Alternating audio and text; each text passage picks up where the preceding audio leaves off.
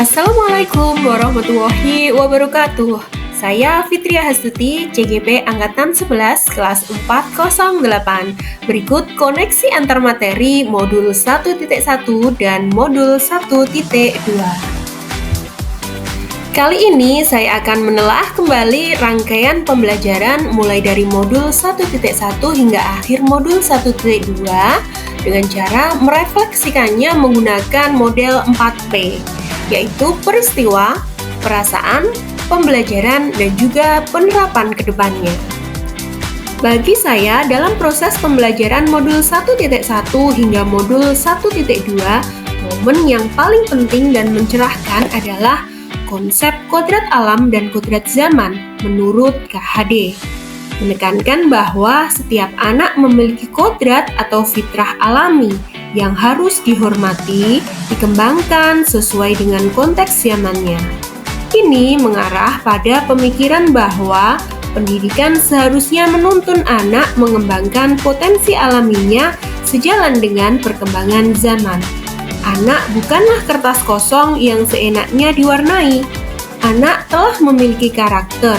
Guru menebalkannya dengan cara mendekatkan dengan lingkungan sosialnya, menyeimbangkan cara kerja otaknya atau otak triun, kemudian memastikan kebutuhan dasarnya terpenuhi, memberi pembelajaran menyesuaikan tahap perkembangannya, dan memberi teladan dengan perilaku guru yang mencerminkan nilai-nilai guru penggerak, yaitu berpihak pada murid, reflektif, mandiri, kolaboratif, serta inovatif.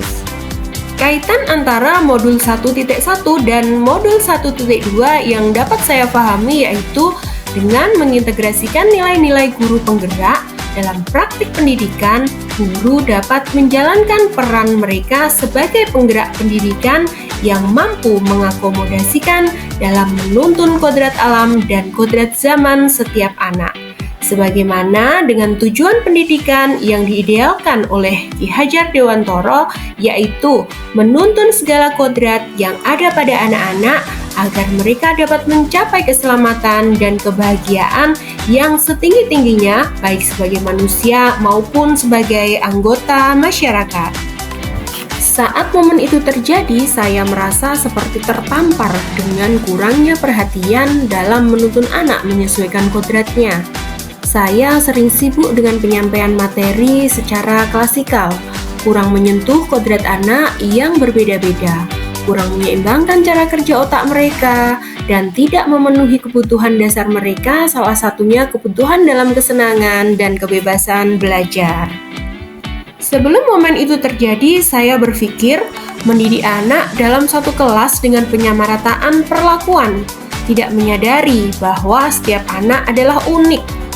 Berpikir bahwa tugas utama hanyalah mengajar di dalam kelas, memberi materi-materi, menyesuaikan kurikulum. Namun sekarang saya berpikir mendidik anak dalam satu kelas dengan penyamarataan perlakuan tidaklah tepat untuk dilakukan karena setiap anak memiliki keunikan dan kodrat yang berbeda-beda.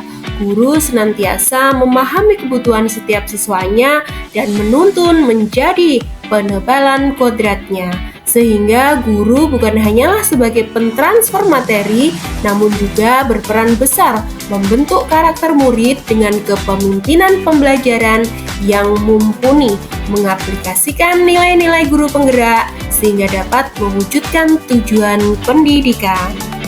Pengembangan diri yang konkret dan rutin yang dapat saya lakukan sendiri dari sekarang untuk membantu menguatkan nilai-nilai dan peran saya sebagai guru penggerak, yaitu nantinya saya akan menjadi pemimpin pembelajaran yang berpihak pada murid dengan prinsip AMONG, menghadirkan pembelajaran yang menyenangkan, banyak menghadirkan inovasi pembelajaran di kelas, serta melayani kebutuhan belajar siswa yang berbeda menyesuaikan kodratnya. Kemudian saya juga bekerja sama dengan siswa, rekan kerja, dan orang tua terkait pendidikan dan berpartisipasi dalam komunitas pendidikan untuk mendapatkan ilmu yang relevan dengan peningkatan kualitas diri dan peningkatan pembelajaran. Dari refleksi yang sudah saya lakukan, saya menyimpulkan bahwa Pendidikan yang berpihak pada murid, yang menuntun semua kodrat anak memerlukan guru-guru yang tidak hanya terampil dalam menyajikan pembelajaran, tetapi membutuhkan guru-guru yang memiliki nilai, peran, dan kualitas pribadi guru penggerak yang dapat menuntun anak-anak meraih keselamatan dan kebahagiaan setinggi-tingginya. Baik, terima kasih. Semoga apa yang sudah saya refleksikan dapat berpengaruh besar pada diri saya, bagi praktik pembelajaran di kelas saya yang lebih baik, dan bagi dunia pendidikan pada umumnya.